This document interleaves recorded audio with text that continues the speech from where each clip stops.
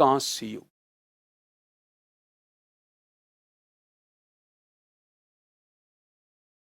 सभ्यताओं का युग,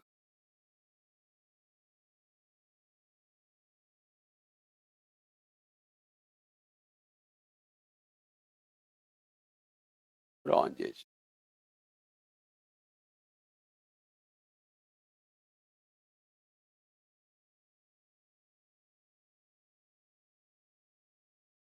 एज ऑफ सिविलाइजेशन।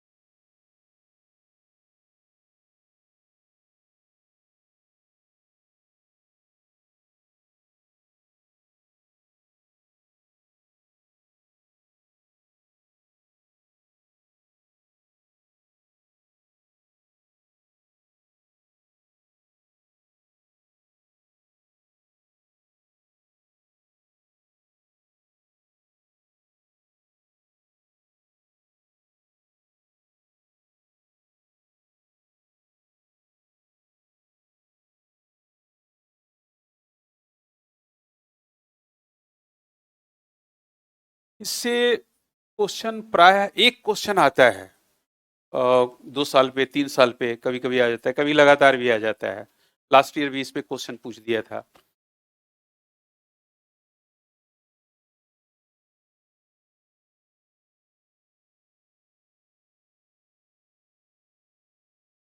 अच्छा बोलता हूँ।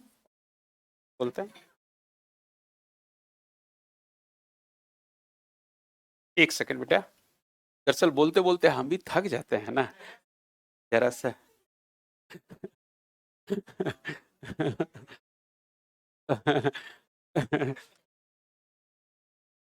तुम तो एनर्जी पैदा कर देता है मेरे यार। बार। क्या नाम है तुम्हारा खटपटिया? क्या नाम है बेटा?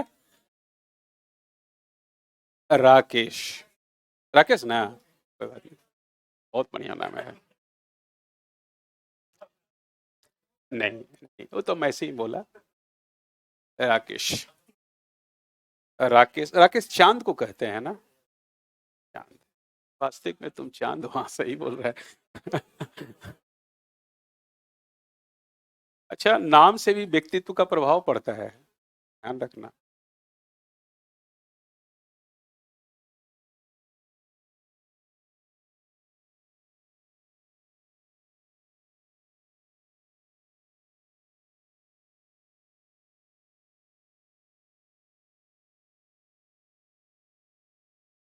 चलिए अब बोलता हूँ। देखो, इसको ब्रॉन्ज एज कहा गया है या एज ऑफ सिविलाइजेशन कहा गया है। इसे इंडस वैली सिविलाइजेशन भी कहा गया है इंडिया में। इसे इंडस सरस्वती सिविलाइजेशन भी कहा गया है। इसे हड़प्पा सिविलाइजेशन भी कहा गया है। इसी को मेलुहा सिविलाइजेशन भी कहते हैं। और इसे भारत में प्रथम नगरीकरण भी कहा जाता है। First civilization of Indian subcontinent या first civilization of, I mean first urbanization of India.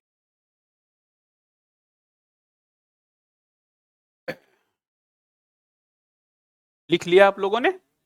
अच्छा लिख लीजिए ना, बाद हम बताते हैं।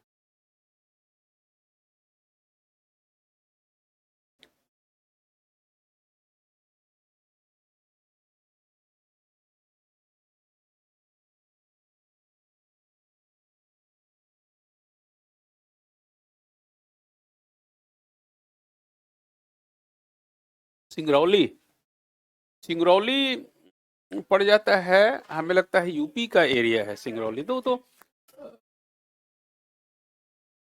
सिंगरौली कटनी के पास है।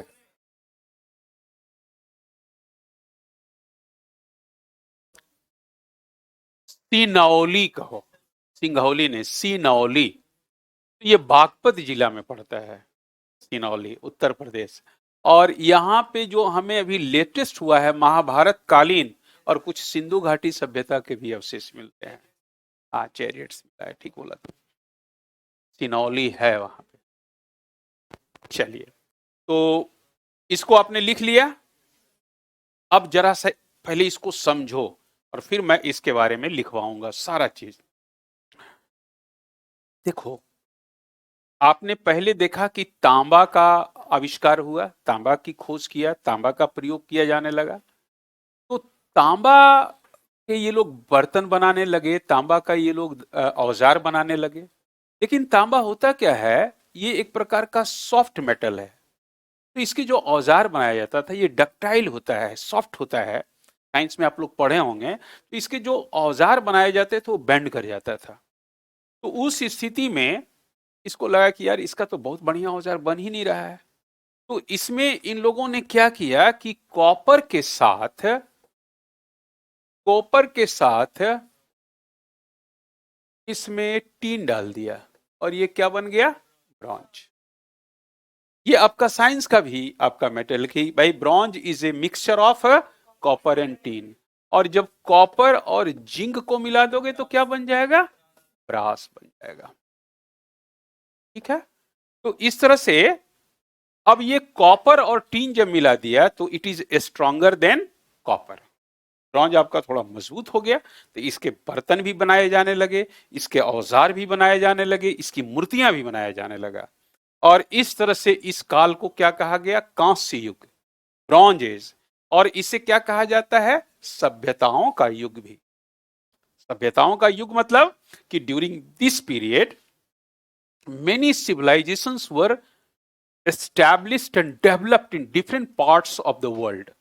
दुनिया के विभिन्न देशों में, विभिन्न क्षेत्रों में अनेक सभ्यताओं, अनेक शहरों की स्थापना किया गया।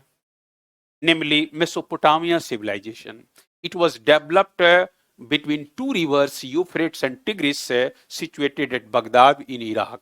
ये दो नदियां दजला और फरात नदियों के बीच में विकसित हुआ। In the same way Egypt civilization, it was developed on the bank of Nile river।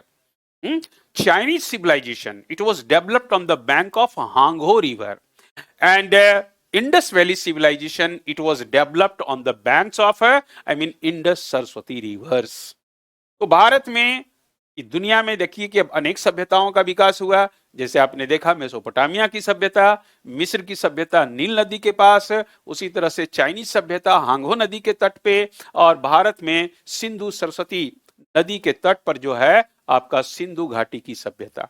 सभ्यता का अर्थ क्या हुआ, नगरीकरण, भौतिक विकास, बड़े बड़े शहरों का विकास, इसको सभ्यता कहते हैं। और संस्कृति किसको कहते हैं, तुम्हारे कस्टम, तुम्हारा पहनावा, तुम्हारा कल्चर, तुम्हारी भाषा में जो परिवर्तन आता है, चेंजेज होता है, विकास होता है, उसको हम क्या कहते हैं, संस्कृति कहते हैं। तो सभ्यता का विकास हुआ। और इनमें सबसे प्राचीन सभ्यता था मेसोपोटामिया की सभ्यता, मेसोपोटामिया। ठीक है, सबसे पहला, सबसे प्राचीन कौन सा है, द ओल्डेस्ट कौन सा है, सिविलाइजेशन। ये आपका मेसोपोटामिया जो इराक में डेवलप हुआ था। And the most developed civilization of the world is a Indus valley civilization. और दुनिया का सबसे विकसित शहर कौन सा था, आपका सिंधु घाटी सभ्यता।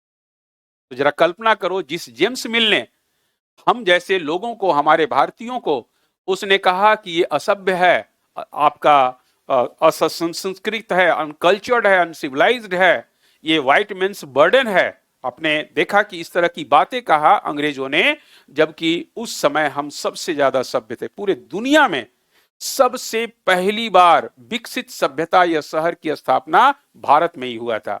और उस समय इंग्लैंड में आपका स्टोनहेंज का काल था। अर्थात उस समय ये लोग नवपाषाण युग से थोड़ा बाहर निकल पा रहे थे और वहां पे रोमनों का आक्रमण था, यूरोप में अराजकता, बार्बरिज्म था। और ऐसे समय में इंडिया जो है यहाँ पे देखिए किस तरह से विकसित हो रहा था, पूरे दुनिया में एक सफल सभ्यता या शहर की स्थापना किया था।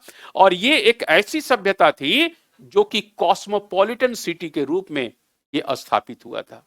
और ये किसी दूसरे से लिया नहीं था, बल्कि इंडिया का अपना ओरिजिनल था। अपना भारत के लोग यही विकसित हुआ और यहाँ के लोगों ने डेवलप किया था। इसलिए इसको सिंधु घाटी सभ्यता भी कहते हैं, इसे इंडस सरस्वती सभ्यता कहते हैं, क्योंकि आपका सिंधु नदी से सरस्वती नदी के एरिया में सबसे ज्यादा इस शहरों का विकास हुआ था, बड़े बड़े शहर बसाए गए थे। और इसे हड़प्पा सभ्यता भी कहते हैं, क्योंकि इसकी पहली खुदाई हड़प्पा नामक स्थल पर 1921 में दयाराम साहनी के द्वारा किया गया था। इसलिए इसको कहा जाता है हड़प्पा सभ्यता भी। और इसे मेलुहा सभ्यता भी कहते हैं, क्योंकि हमारा अंतरराष्ट्रीय व्यापारिक संबंध था।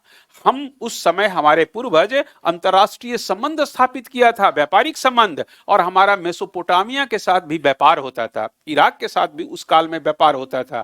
तो व्यापार हमारे पक्ष में था। हम कॉटन बेचते थे, मसाले बेचते थे, और वहां से हम कॉपर मंगवाते थे, चांदी मंगवाते थे, टीन मंगवाते थे। तो मेसोपोटामिया के सिक्के यहाँ पे मिले हैं, और उसके जो उसके जो स्क्रिप्ट हैं, उसकी जो लिपि है, उसकी जो भाषा है, उसको पढ़ लिया गया है। और उसमें लिखा हुआ है, जो सिक्के मिले हैं यहाँ, मेलुहा। और मेलुहा का अर्थ होता है सिंधुवासी, इसलिए इसे मेलुहा सिविलाइजेशन भी कहते हैं। अभी हाल में ही इस पे एक उपन्यास लिखा गया था, इमोर्टल्स ऑफ मेलुहा। उसमें आपका राजीव अवस्थी या कुछ नाम है उनका, लेखक का मैं भूल रहा हूं, उन्होंने यही साबित किया कि Lord Shiva was not a god, he was a simple human being, and he was born for salvation of the people of Meluha. उसमें यही साबित उन्होंने करने की कोशिश किया है कि भगवान शिव जिन्हें कहते हैं, वो भगवान नहीं बल्कि मानव थे, उनका जन्म हुआ था, और मेलुहा के लोगों के कल्याण के लिए उनका जन्म हुआ था। तो इस तरह से हम मेलुहा भी कहते हैं, और भारत में इसे प्रथम नगरीकरण भी कहते हैं। इसके काल को निर्धारित किया गया, इसको इतिहासकारों ने 4 फेज में बांटा है। एक तो इसको कहा जाता है प्री हड़प्पन फेज। तो प्री हड़प्पन फेज जो इसका काल निर्धारित किया गया, उसको हिस्टोरियंस ने इसके काल को निर्धारित जो किया, उसको कहते हैं, ये पूरा काल जो इसमें हम देखेंगे, प्री हड़प्पन,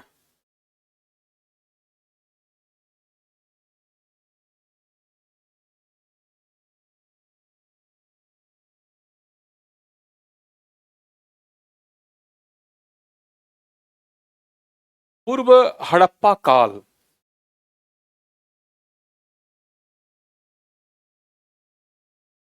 ठीक है। दूसरा इसमें इन्होंने रखा अर्ली हड़प्पन फेज, प्रारंभिक हड़प्पा काल।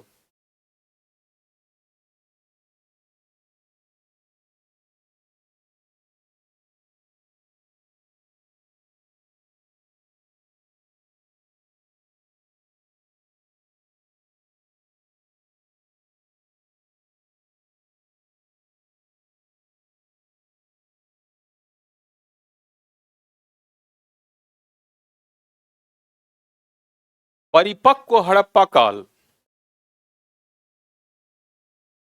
परिपक्व हड़प्पा काल, प्रारंभिक हड़प्पा काल,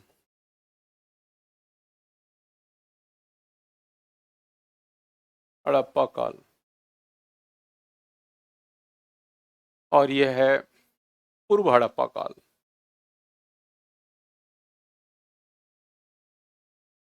क्या इसका पीरियड है 2600 से लेकर 1900,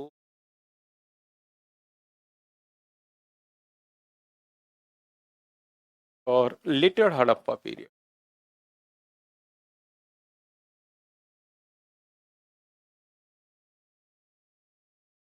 उत्तर हड़प्पा काल, 1900 से लेकर 1320। तुमसे एग्जामिनेशन में जो पूछेगा वो ये पूछेगा कि हड़प्पा काल का जो टाइम पीरियड है वो बताओ, तो आप मैच्योर हड़प्पा काल का 2600 से लेकर 1900।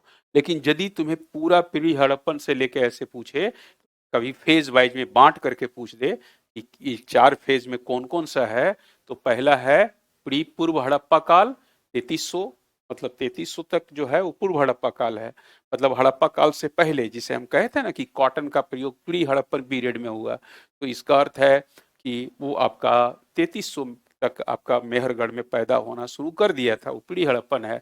अर्ली हड़प्पन मतलब उसके बाद शुरू हो गया था प्रारंभिक हड़प्पा, इसका है 3300 से लेकर 2600 बीसी तक।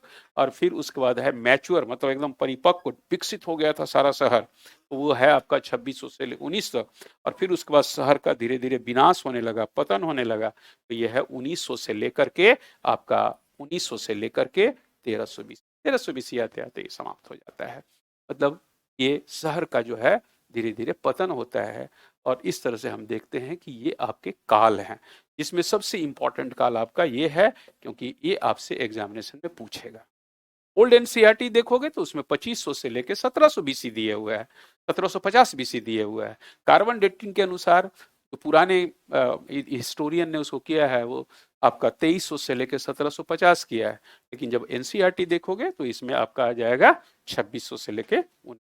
बात को समझ गए? तो इस तरह से आपका ये काल है।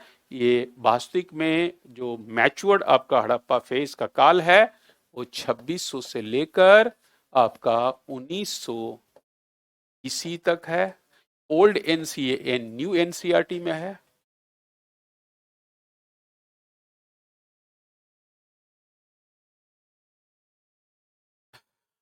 पच्चीस सौ से लेके 1750 बीसी ओल्ड एनसीईआरटी में है, और आपका 2300 से लेके 1750 बीसी तक ये आपका कार्बन क्वेश्चन में ये आ चुका है। ये हो सकता है यही आए, ये मैं आपको आपकी सुविधा के लिए मानते हैं, कहीं कहीं किताब में कुछ देख लेते हैं तो घबराइएगा नहीं, ये सब आपको मिल जाएगा, ये नहीं हो जाएगा, लेकिन ये आपका सबसे इंपॉर्टेंट है। तो मैच्योर हड़प्पा काल कहते हैं।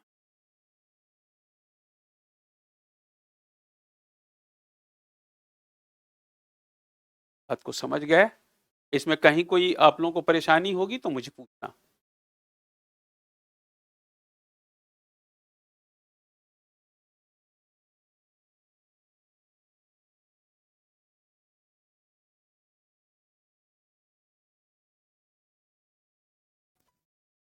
लिख लिया बेटा?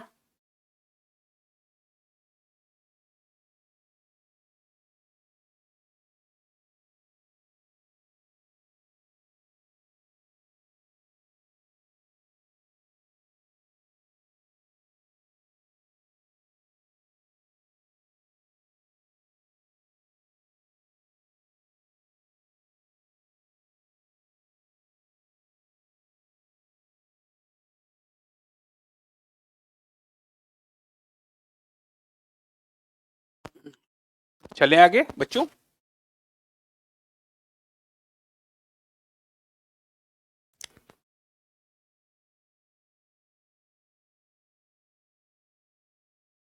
देखो, हमने क्या कहा कि हड़प्पा दुनिया का सबसे विकसित शहर था। तो हम किस आधार पे कहते हैं कि दुनिया का सबसे विकसित शहर था? तो हमारे पास कुछ आधार हैं, कुछ इसके मजबूत प्रमाण हैं, जो पूरी दुनिया में ऐसा शहर दिखाई नहीं पड़ता है। पहली बात तो ये है कि ये जो सिंधु घाटी सभ्यता में जो शहर विकसित हुआ था वो ग्रिड सिस्टम पर आधारित था, जालबद्ध पद्धति पर। ये ग्रिड सिस्टम क्या है? जो टाउन प्लानिंग जो था, इंडस वैली सिविलाइजेशन का टाउन प्लानिंग, नगर निर्माण योजना, it was based on grid system, जालबद्ध पद्धति। जालबद्ध पद्धति क्या होता है? मैंने इसकी जो सैलिएंट फीचर, पहली फीचर इसका मैंने क्या बताया, सैलिएंट फीचर्स मैं आपको जरा बता रहा हूं, बहुत आराम से आप इसको समझेंगे। इसकी पहली विशेषता हमने क्या कहा town planning based on grid system. Hindi में इसको क्या कहोगे? नगर निर्माण योजना, नगर निर्माण योजना जो जालबद्ध पद्धति पर आधारित था।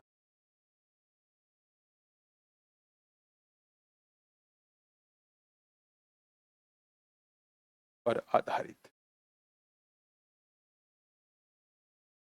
जरा समझो ये जालबद्ध पद्धति होता क्या है। इसको समझाते हुए मैं आगे चलूंगा तो हर चीज को समझोगे। आज जितने भी तुम शहर देख रहे हो ना, चाहे वॉशिंगटन है, चाहे कैनबरा हो, चाहे ऑस्ट्रेलिया का कोई शहर हो, चाहे कनाडा का हो, चाहे आपका लंदन हो, चाहे आपका इंडिया में चंडीगढ़ हो, दिल्ली हो, मद्रास हो, कोई भी हो, ये जितने भी शहर हैं ये ग्रिड सिस्टम पर आधारित है। इसमें लंबी लंबी चौड़ी चौड़ी सड़कें होती हैं जो एक दूसरे को राइट एंगल पे काटती है।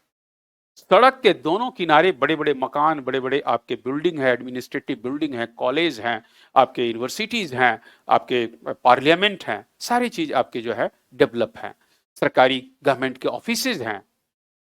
और उसके बाद जो है बड़े बड़े रेसिडेंशियल हाउसेज भी हैं, छोटे छोटे रेसिडेंशियल हाउसेज भी हैं।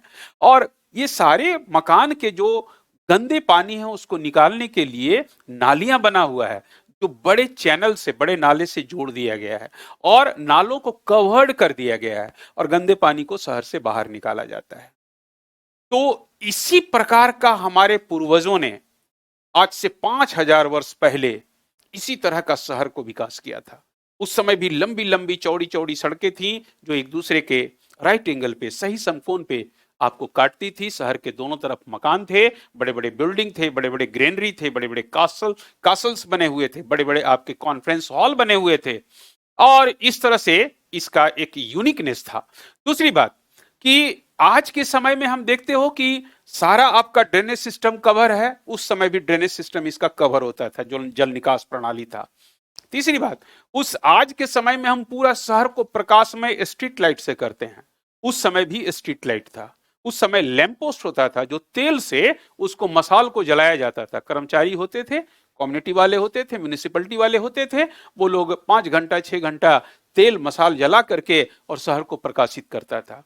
तो इस तरह का जो है उस समय भी मिलता है। आज भी हम शहरों में देखते हैं स्विमिंग पूल है, उस समय भी आपका जो था द ग्रेट बाथ था, नाम सुने हैं ना, बहुत बड़ा स्नानागार था। हमारे पूर्वज उसमें कूद कूद के नहाते थे, बड़ा आनंद लेते थे। तो इस तरह से हम देखते हैं कि पूरा शहर जो है एक वेल ऑर्गेनाइज्ड वे में इसको स्थापित किया गया था।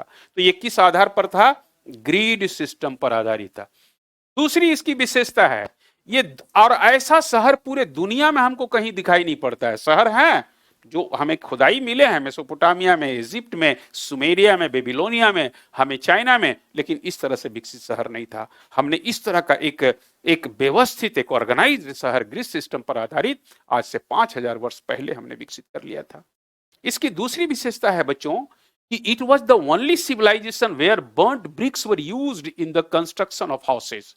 ये दुनिया का एकमात्र ऐसी सभ्यता है जहां पे भवन या मकान बनाने में आग में पकी हुई ईंटों से बनाया जाता था। While in another contemporary civilization, sun-dried bricks were used in the construction of houses. जबकि दूसरे समकालिक सभ्यताओं में धूप में सुखाए हुए ईंटों से मकान बनाए जाते थे।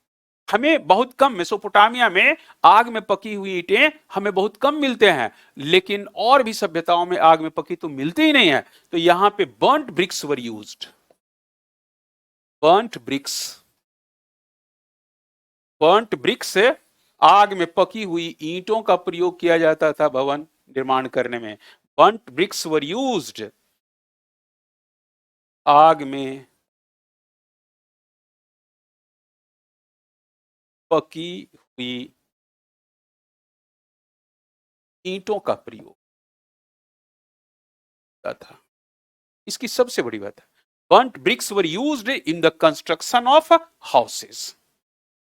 तो इसकी दूसरी विशेषता है ऐसा, अच्छा जरा सा सरप्राइज होगे तुम, जो ईंट बनाए गए थे उस काल में, उस ईंट की जो विशेषता है उसमें आज तक गलन नहीं लगा है, गला नहीं है, आज के समय में ईंट बनाओगे ना, उसमें नूनी लगना शुरू हो जाता है, उसमें क्षय होना शुरू हो जाता है, 10 साल 15 साल के अंदर जो है वो गलना शुरू हो जाता है। आज तक इस तरह का जो ईंट बनाया गया, इस तापमान में बनाया गया कि वो ईंट आज भी जो है गला नहीं है, आज भी समूल उसमें हमें इसकी दिखाई पड़ता है। तो बर्न्ट ब्रिक्स इसका जो है दूसरी सबसे बड़ी विशेषता है। ऐसा हमें शहर पूरे दुनिया में नहीं मिलता है जो बर्न्ट ब्रिक्स का प्रयोग इस तरह से बहुतायत मात्रा में किया हो। इसकी तीसरी विशेषता थी, it was the only civilization where drainage system was highly developed. एकमात्र ऐसी सभ्यता है जहां जल निकास प्रणाली सबसे अधिक विकसित था। Drainage system was highly developed.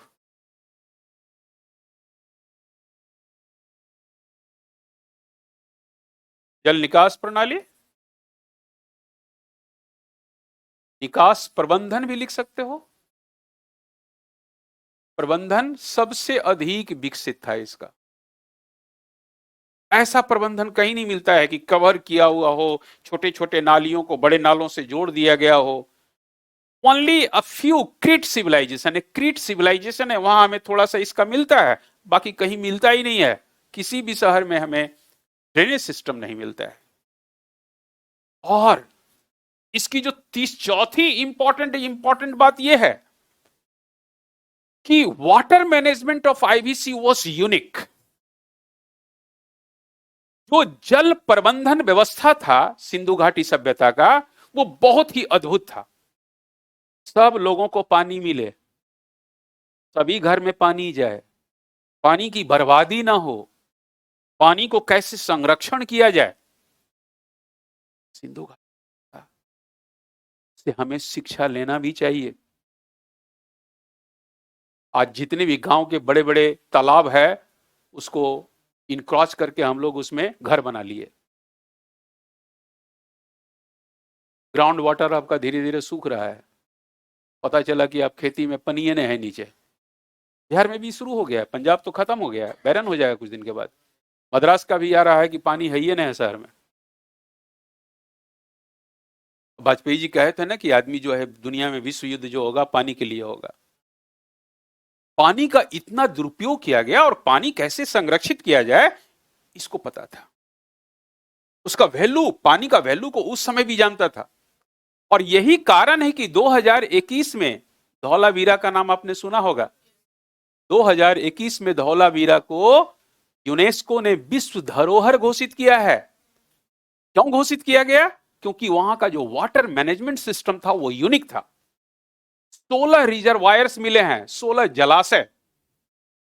तो पानी जो आता था उसको वहां पे रोका जाता था और फिर उसको जो है पानी को जो है फिर सिंचाई के लिए, पानी पीने के लिए प्रबंध किया जाता था। पानी को बेकार नहीं जाने देता था। बारिश हुआ तो आपका बाढ़ आया तो ये नहीं कि पानी बर्बाद हो जाए। पानी को चेकडैम में, 16 रिजर्वायर्स में, उसमें रख करके फिर उसको सिंचाई में कुछ प्रयोग किया जाता था, फिशरी में प्रयोग किया जाता था, उसको डिफरेंट आपका पीने के पानी मल्टीपर्पज से उसको जाता था।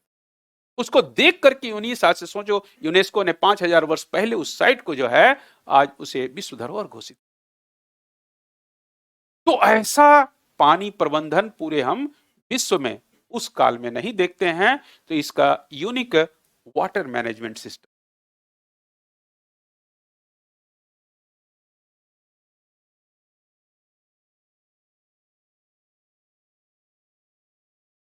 मैनेजमेंट सिस्टम ऐसा कहीं नहीं था। अद्भुत जल प्रबंधन व्यवस्था था। पानी को कैसे इसमें ये किया जाए, ये सब इसको पता था बड़ा बढ़िया से। और सब चीज आपको मैं बताऊंगा ना कैसे हुआ। सो पहले तो इसको समझो, पहले तो इसका उत्थान देखें तब ना पतन देखेंगे।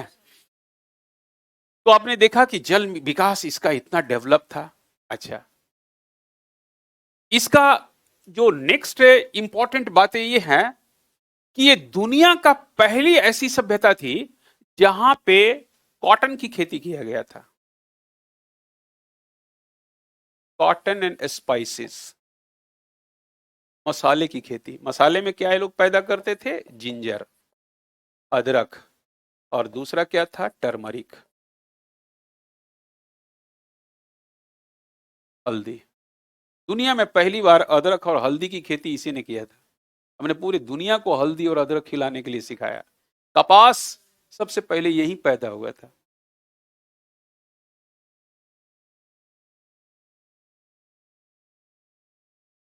देखो हम लोग कहां तक इसको ले गए थे, ऐसा शहर था, कितना विकसित शहर था।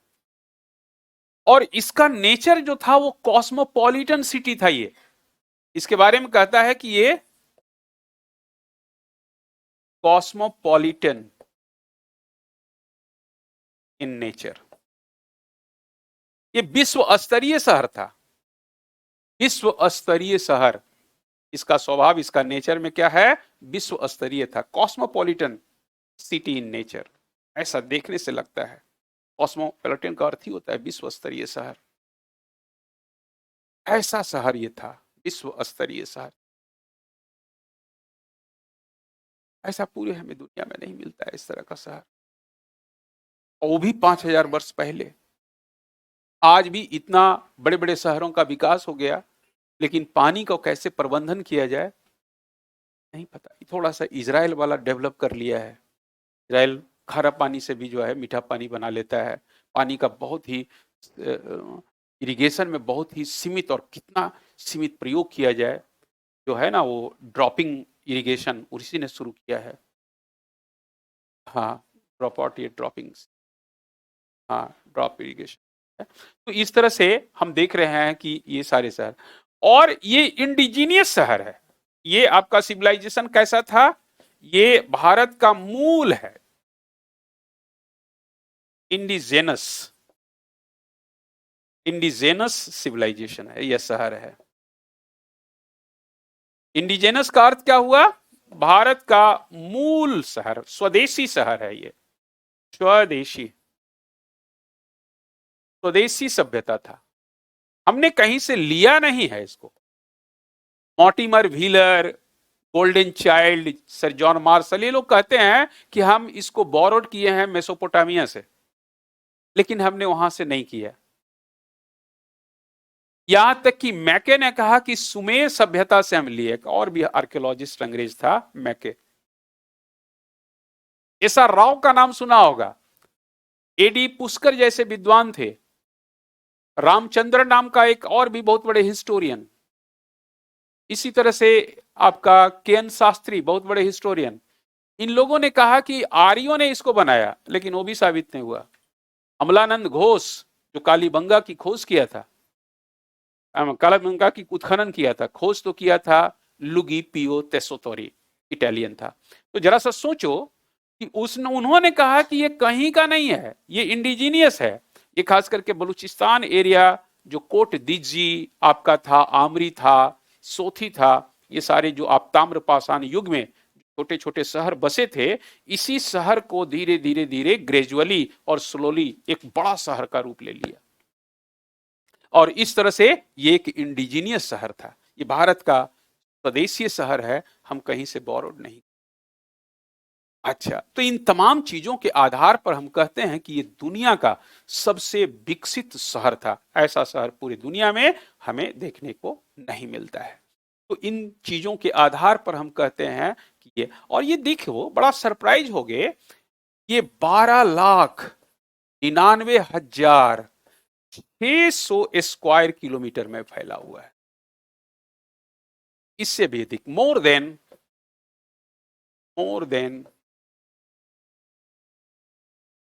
12,99,600 वर्ग किलोमीटर से भी अधिक में फैला हुआ है। और यह है कैसा? आपका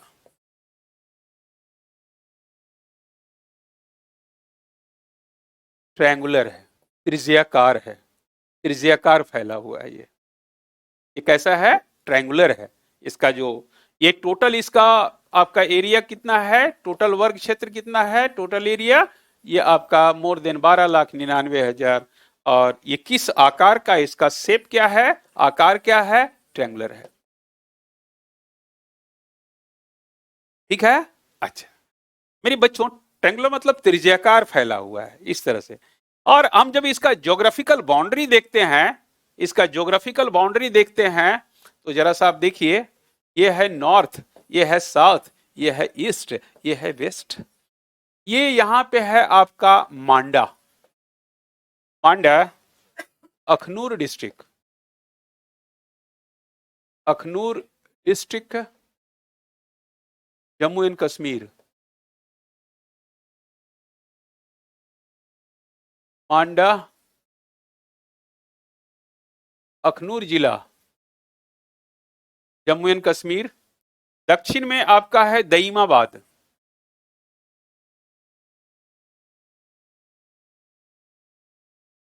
दईमाबाद ऐसे महाराष्ट्र में पड़ता है।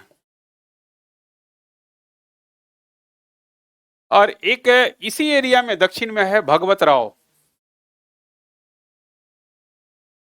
ये गुजरात में पड़ता है, गुजरात में पड़ता है ये।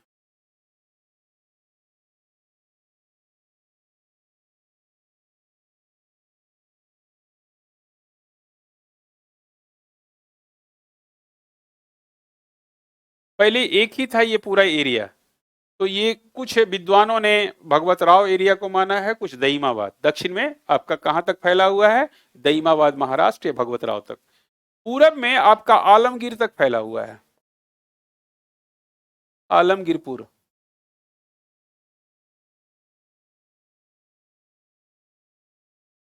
ये उत्तर प्रदेश में पड़ता है। और दक्षिण में सुक्ता जेंडोर तक फैला हुआ है।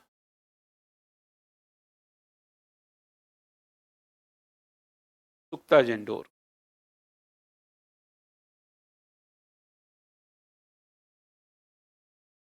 बलूचिस्तान में पड़ता है ये,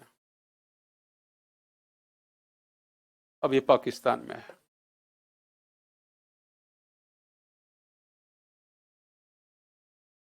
ये देखिए, ये पूरा एरिया आपका, पूरा इसका ज्योग्राफिकल बाउंड्री भी जान गया।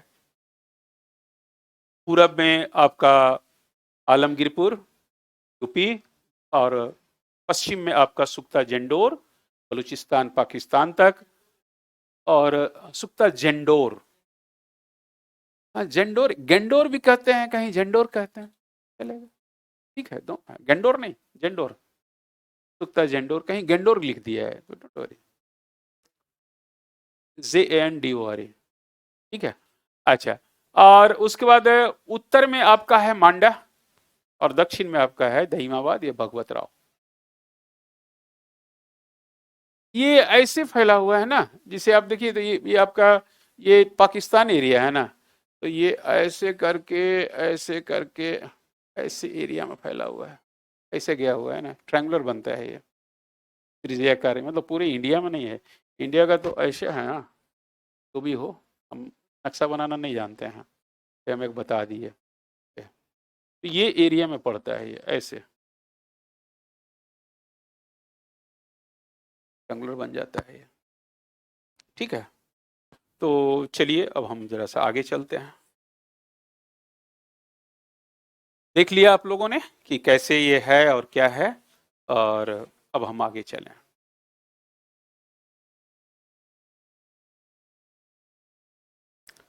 अभी तक जो इसकी खुदाई हुई है वो 1400 से अधिक एरिया में खुदाई हो चुकी है, साइट्स पे 1400 से अधिक पे खुदाई हो चुका है, इतने शहर मिल चुके हैं, 14, more than 1400 sites.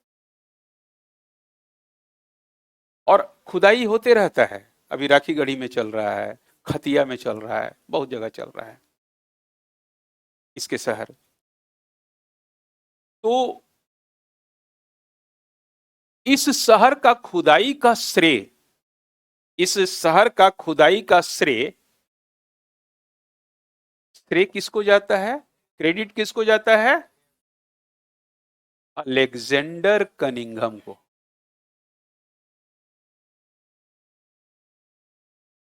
The credit of excavation of IVC goes to Alexander Cunningham. सिंधु घाटी सभ्यता की खुदाई का श्रेय किसको जाता है? अलेक्जेंडर कनिंघम को, बिकॉज ही एस्टैब्लिश्ड ASI, पहले भी बताया हूं, archaeological survey of India in 1861। इन्होंने 1861 में आर्कियोलॉजिकल भारतीय पुरातत्व सर्वेक्षण विभाग की स्थापना किया था। क्या स्थापित किया था? भारतीय पुरातत्व सर्वेक्षण विभाग। सर्वेक्षण विभाग की स्थापना 1861 में किया था। इसे आर्कियोलॉजिकल सर्वे ऑफ इंडिया भी कहते हैं।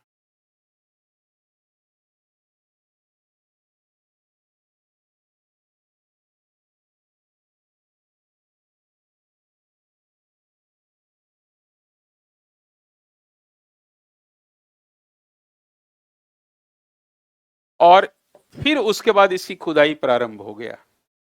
इसलिए क्रेडिट किसको जाता है?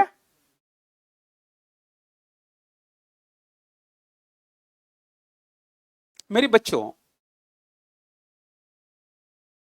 मैंने एक जीएसआई भी बताया था। उसका काम क्या है कि बाहर से और मिनरल्स की खोज करना, उसी के लिए किया गया था। मिनरल्स और भी चीजें हैं उसकी। तो जीएसआई जिसका हेडक्वार्टर कहाँ? कलकत्ता है, और इसका हेडक्वार्टर कहाँ है? दिल्ली है। और ये आज भी सक्रिय है, आज भी काम करता है, भारत सरकार के अधीन है। एक क्वेश्चन तुमको इसमें और भी पूछ देगा, वो आते ही रहता है। एशियाटिक सोसाइटी ऑफ बंगाल नाम सुना होगा।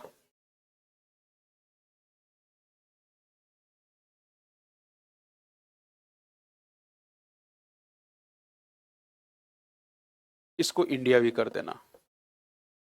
इसकी स्थापना 1784 में हुआ था, 1784 में, 15 जनवरी 1784।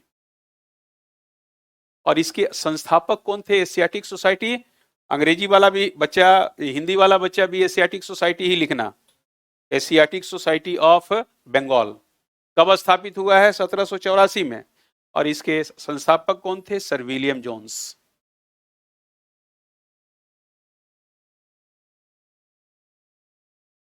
सर विलियम जोन्स, हिंदी में इसको हम लिख देते हैं सर विलियम जोन्स।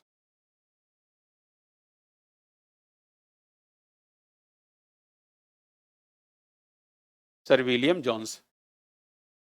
इसकी स्थापना किया था एशियाटिक सोसाइटी ऑफ इंडिया। हमें इसकी जरूरत क्यों पड़ गई आपको बताने का? हमें जरूरत है क्योंकि एग्जामिनेशन में पूछता है एशियाटिक सोसाइटी ऑफ बंगाल कब स्थापित हुआ था। ये 1784 में। उस समय गवर्नर कौन था? Warren Hastings. उसी काल में ये हुआ था स्थापित। और मेरे बच्चों, इसका काम क्या है? किसने स्थापित किया है? सर विलियम जॉन्स ने किया है। इसका काम क्या है? इसका मेन काम है कि to study about the culture as well as language and literatures of India.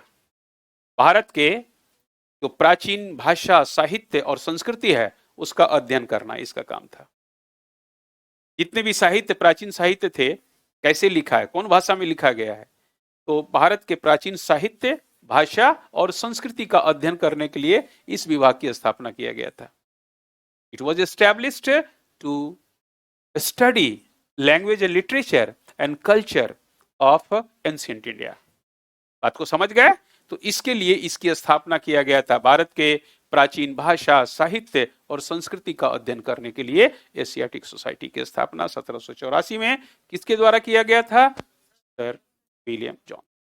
आगे चले मेरे बच्चों। तो आपने देखा कि इसका श्रेय सिंधु घाटी सभ्यता की खुदाई का श्रेय किसको जा रहा है?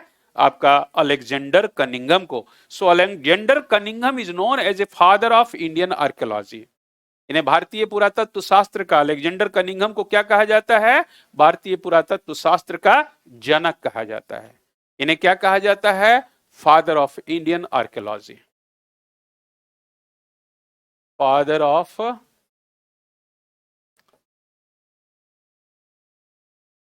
आर्कियोलॉजी ऑफ इंडिया भी कर सकते हो, ये इंडियन आर्कियोलॉजी, हम दोनों लिख देते आर्कियोलॉजी। ठीक है। फादर ऑफ भारतीय पुरातत्व शास्त्र का जनक इनको कहा गया, अलेक्जेंडर कनिंघम को। इन्होंने ही स्थापित किया, पहला डायरेक्टर थे और इन्हीं के अंतर्गत ये खुदाई शुरू हुआ। मेरे बच्चों, जरा हम नीचे आ जाते हैं। बहुत सा चीज आप जान गए, आइए ना फटाफट।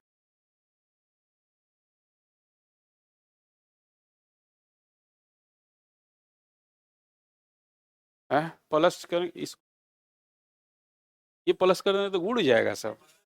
तो दूसरा पेज हम थोड़े खोज रहे हैं, तो इसी को खोज रहे हैं, नीचे कर रहे हैं ना। हैंग कर रहा है ना। अच्छा कोई बात नहीं, सुनो, इसका नाम क्या था? सिंधु घाटी सभ्यता। तो सिंधु घाटी सभ्यता इसका थोड़े नाम था।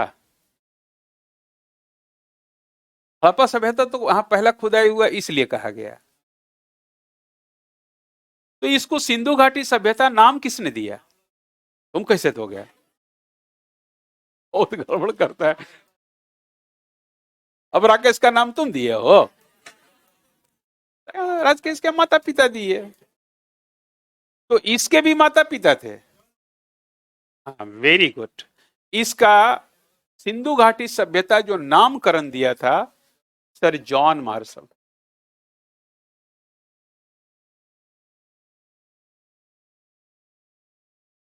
सर जॉन मार्शल ने सिंधु घाटी सभ्यता, हड़प्पा सभ्यता को सिंधु घाटी सभ्यता किसने कहा था? Sir John Marshall. ये क्वेश्चन में पूछता है कि who coined the name of Indus valley civilization, तो सर जॉन मार्शल ने दिया था।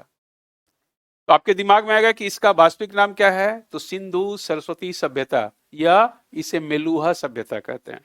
इस सिक्का में मेलुहा लिखा हुआ है, सिंधुवासी। इसे मेलुहा कहते हैं, या इसे हम सिंधु सरस्वती सभ्यता भी कहते हैं। और इसे हड़प्पा सभ्यता क्यों कहा गया? क्योंकि इसकी पहली खुदाई कहां पे हुआ है? हड़प्पा में। ये भी आप जान गए। अब जरा सा हम आगे चलें, आगे चलें, मिटा इसको हटा दें। अब देखिए, हमने क्या कहा कि इसके बहुत से इंपॉर्टेंट स्थल मिले हैं, जिससे क्वेश्चन पूछेगा तुमसे उन स्थलों पे, उस शहर से क्या क्या मिला है। आपसे क्वेश्चन पूछ देगा, घोड़ा कहां से मिला, आपका मातृ देवी की मूर्ति कहां से मिला, या आपसे कॉटन का अवशेष कहां से मिला। तो जो इंपॉर्टेंट है आपके शहर है, उसके बारे में आपको जानना है। और जब उन शहरों में क्या क्या मिले हैं उसके बारे में बता दूंगा।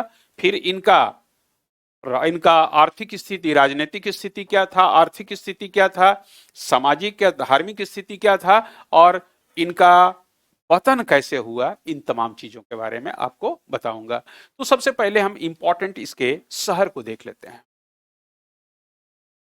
इंपॉर्टेंट साइट्स या स्थल या शहर। इंपॉर्टेंट स्थल को आप लिखते चले जाइएगा। हड़प्पा, हड़प्पा,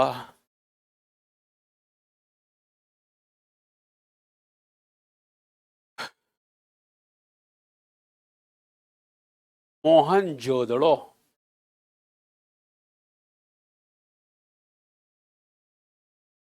मोहनजोदाड़ो,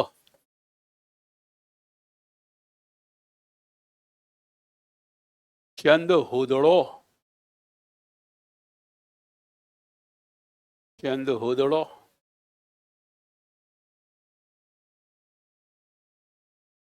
चंदहुदड़ो, लोथल, लोथल,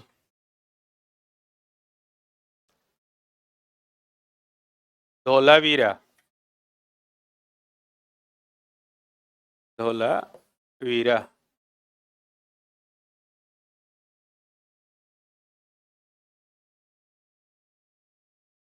रंगपुर, रंगपुर,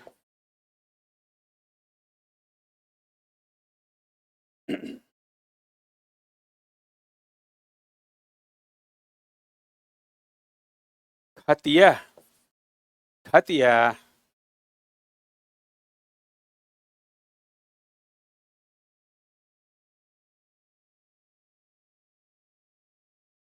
खतिया,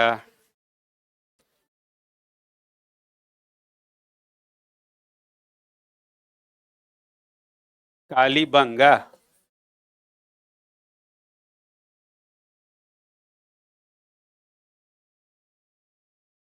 कालीबंगा, बनावली,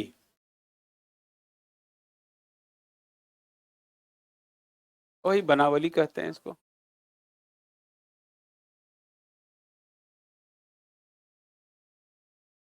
बनावली।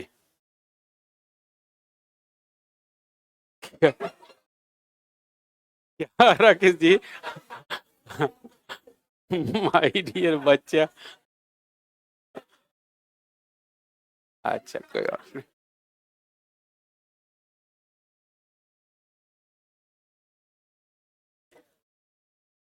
बनावली।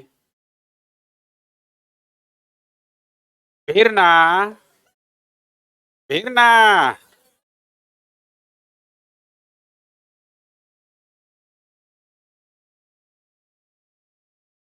परमाणु।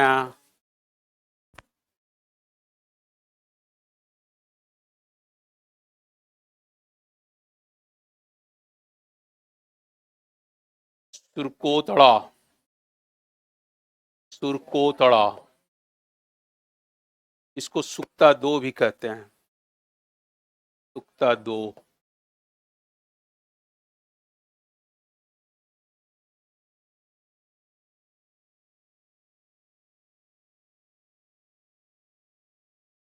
सुक्ता दो।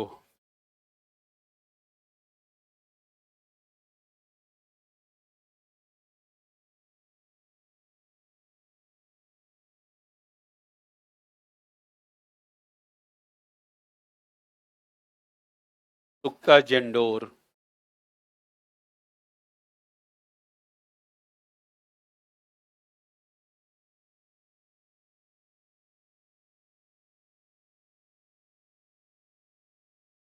सुक्ता जेंडोर।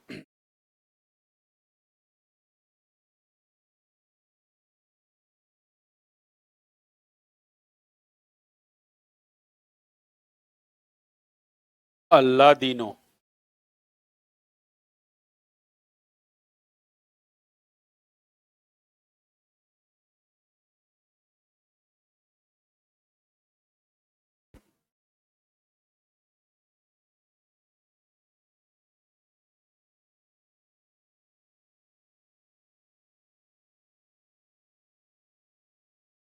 ख्योलिस्तान।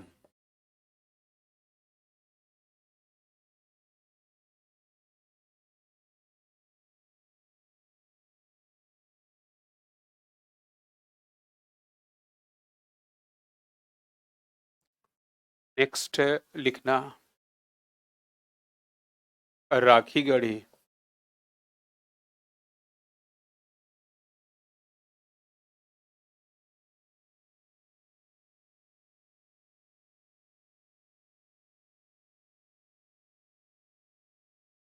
बालाकोट। बालाकोट। ये सब इंपॉर्टेंट है इसलिए लिखवा रहा हूं। Balakot.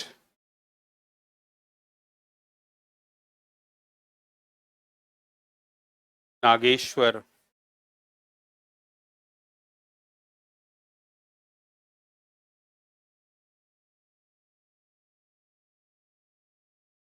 All are very very important sites है। मेहरगढ़ प्री हड़प्पन है, ध्यान रखना। तो these are very very important और एक एक करके इसके बारे में मेरे बच्चों आपको बताता चलूंगा। तो शुरू करें, अभी है हमारे पास समय। बोलो बेटा। हाँ yes, Ropar, very nice.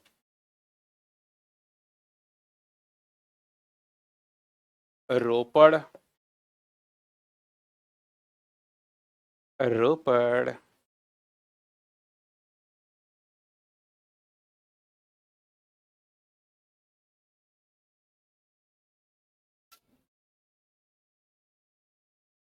Chandrayaan.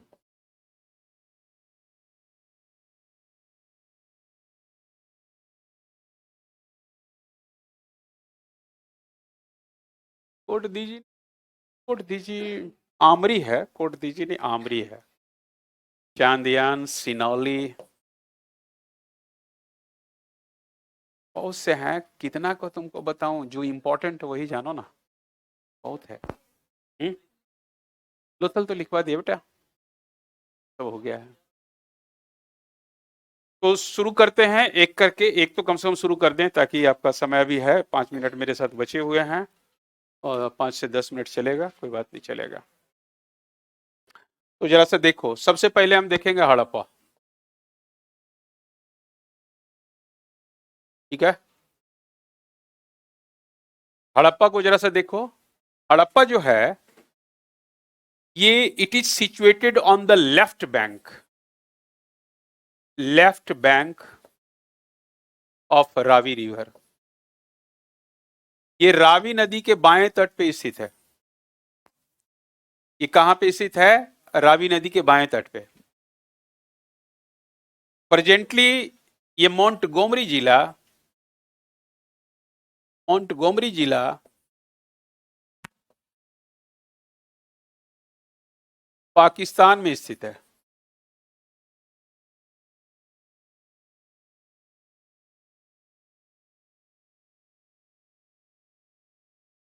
Montgomery, presently it is situated at Montgomery district, Pakistan.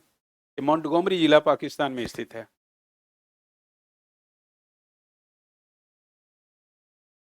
Montgomery जिला पाकिस्तान में स्थित। मेरे बच्चों, एक डिजर्टेड सैनिक था। डिजर्टेड मतलब छोड़ दिया, उसको हटा दिया गया था। उस व्यक्ति का नाम ऐसे है चार्ल्स मेसन। क्या नाम है? Charles mason. इसने 1826 में इस एरिया का दौरा किया था, चार्ल्स मेसन ने। और इसने एक आर्टिकल, एक पुस्तक लिखा, का नाम है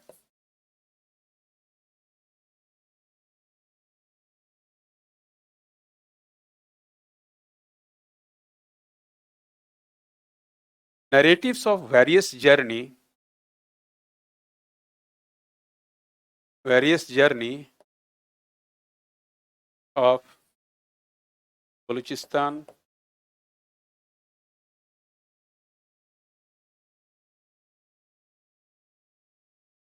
अफगानिस्तान एंड पंजाब। ये एक आर्टिकल लिखा, ये इंग्लैंड में ये छपा था। इसका नाम है narratives of various journey of Balochistan Afghanistan, या यहाँ पे बलूचिस्तान पाकिस्तान भी लिख दोगे, मानते हैं बलूचिस्तान, अफगानिस्तान और पंजाब एरिया में इसने दौरा किया था और इसके बारे में लिखा। और इसने पहली बार, he first time mentioned about Harappa, first time he noticed and mentioned in his article, इसने पहली बार हड़प्पा के बारे में देखा और लिखा। हड़प्पा के बारे में किसने सबसे पहले देखा था? चार्ल्स मेसन ने। नाम इसका हिंदी में क्या बोलोगे? Charles mason. इसी ने सबसे पहले इसको देखा था, चार्ल्स मेसन। चार्ल्स मेसन ने इसको देखा, लिखा ये अपनी पुस्तक में, narratives of various journeys of Balochistan Afghanistan Punjab. हाँ, ये पूरा ही बुक का नाम है, बुक है या आर्टिकल है, जो भी कहिए, पूरा है, ठीक है ना। तो इसका वर्णन इसी में किया गया है। 1826 में जो है ये जर्नी किया था, बाद में ये छपा और 26 के बाद छपा ये। चार्ल्स मेसन ने पहली बार देखा था हड़प्पा को, वर्णन किया था। और इसकी खुदाई 1921 में excavated in 1921 by Dayaram Sahni.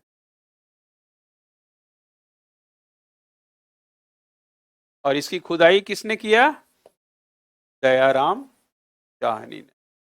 कब किया? आपका 1921 में किया। बात को समझ गए? इसने कौन इसका वर्णन किया पहली बार, किसने देखा? चार्ल्स मेसन ने देखा। इसका खुदाई किसने किया? ये आपका दयाराम साहनी ने किया, ठीक है। अच्छा, तो ये आपका बहुत ही इंपॉर्टेंट आपका सिटी है। जैसे 5 जो द लार्जेस्ट सिटी माना जाता है इंडस वैली सिविलाइजेशन का, उसमें से एक भी ये भी है, हड़प्पा। और चूंकि पहली बार खुदाई इसका हुआ, इसलिए इसको हड़प्पा सभ्यता भी कहते हैं। तो यहाँ से मिला क्या, यहाँ से मिला रिमेन्स है, क्या चीजें मिला है, रिमेन्स में क्या मिला, चीजें क्या मिला है यहाँ से, तो यहाँ से चीजें मिला है, जो वस्तुएं स्मारक जो मिले, यहाँ से सिटाडल मिला है, सिटाडल किला, सिटाडल मिला, किला मिला। ये सिटाडल अंग्रेजी में किसको कहते हैं, किला किसको कहते हैं, जो ऊंचे चबूतरे पे मकान बनाया हुआ हो, इसको कहा जाता था, और चारों तरफ से ये फोर्टिफिकेशन किया हुआ हो, इसको सिटाडल कहते हैं। ठीक है ना, चारों तरफ से घेरा हुआ दीवारों से, और ऊंचे प्लेटफॉर्म पे जो मकान बना हुआ है, फिर इधर भी मकान हो, इधर भी मकान हो, इधर, दैट इज सिटाडल। यहाँ है, यहाँ से सिटाडल मिला है। और क्या मिला है, यहां से 6 ग्रेनरीज मिला है, मतलब 6 अन्नागार मिला है, 6 अन्नागार। कितने मिले हैं, 6 अन्नागार मिला है।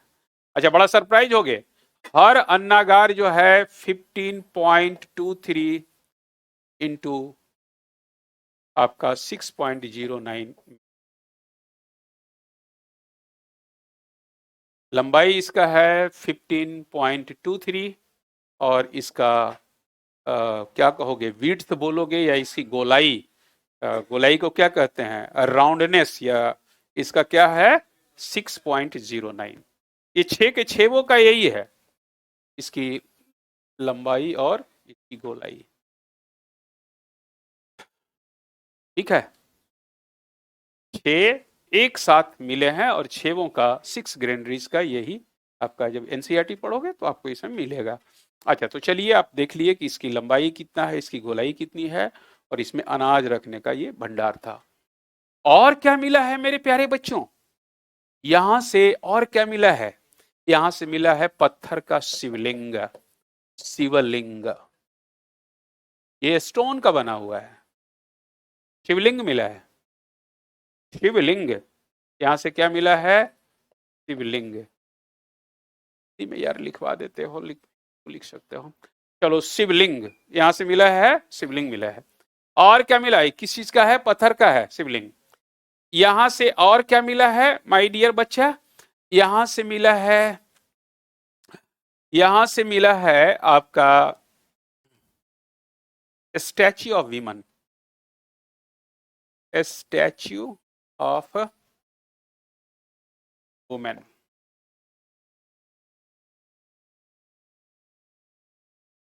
मेड ऑफ टेराकोटा, टेराकोटा, इसको सेल खड़ी कहते हैं। सेल खड़ी के मिट्टी का मूर्ति मिला है, statue of man, wearing pyjama,